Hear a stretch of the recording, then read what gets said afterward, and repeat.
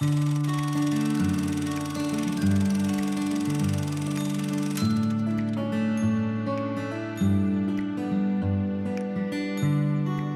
Gertie Hickman, so right now I'm celebrating 87 years plus.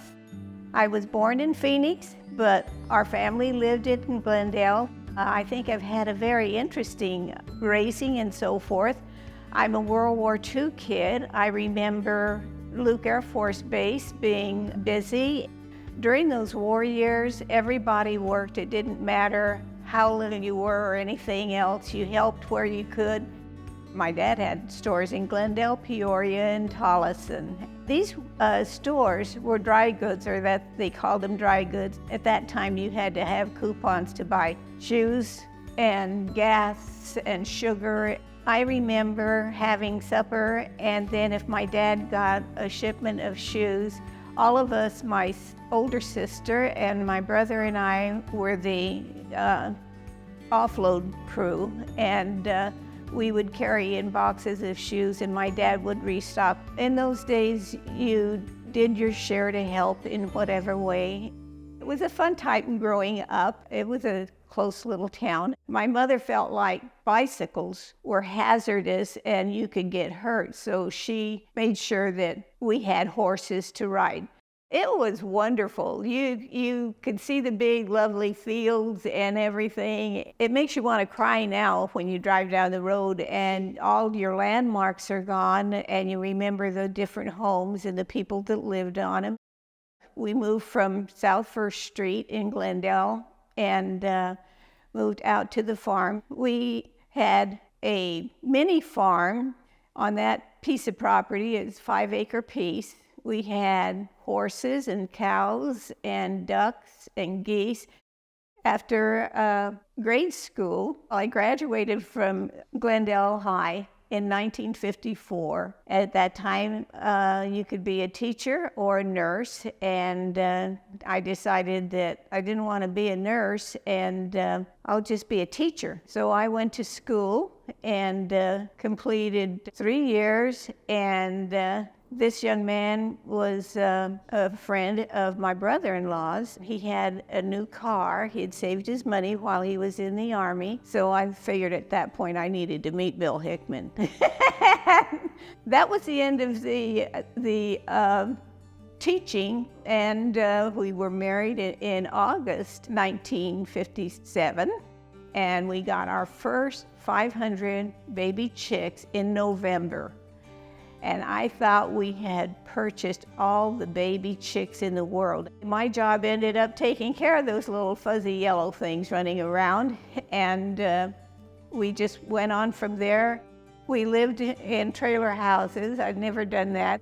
And then we had our first baby there, and then we had to get a bigger trailer. We had Matt, Glenn, Billy, Clint, and Charmin. My kids were typically farm kids, and Glendale was going into a little big town, I guess you would call it. And so farming was being shoved out, and then the city decided they didn't want us in the city. And so that was where we had to go, is into Peoria and into that area with our chicken production, egg production. Built a home on 91st Avenue and built a chicken ranch. At one time, I delivered eggs 3 days a week to some of them were my former teachers.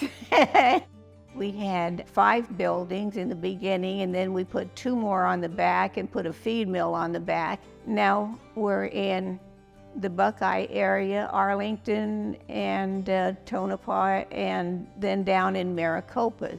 After we moved to the new home, the kids got the thrill of their life because we had to catch the big yellow school bus.